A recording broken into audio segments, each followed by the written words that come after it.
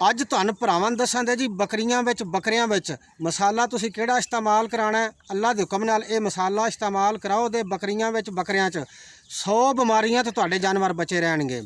ਕੌੜ ਤੁੰਮਾ ਖੁਸ਼ਕ ਪੀਸਿਆ ਪੰਸਾਰ ਸਟੋਰ ਤੋਂ ਤੁਹਾਨੂੰ ਮਿਲ ਜਾਏਗਾ, ਅੱਧਾ ਕਿਲੋ ਲੈ ਲਓ। 100 ਗ੍ਰਾਮ ਅਜਵਾਇਣ ਇਹਦੇ 'ਚ ਮਿਕਸ ਕਰ ਲਓ।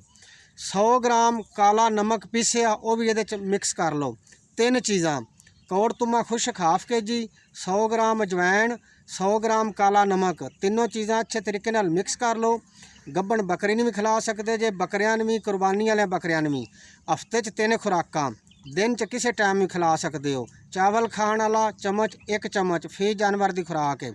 अल्लाह के हुक्म नाल मसाला इस्तेमाल कराओ दे तुहाडे जानवर लूज मोशन तो बचे रहणगे, मैदा खराब नहीं होएगा और चारा भी पेट भर के खाणगे। जिस तरह मेरे जानवर सुक्का घाह बूट जड़ी खा के पेट भर लैंदे ने, तुहाडे जानवरां दे भी मैदे बिल्कुल फिट रहणगे।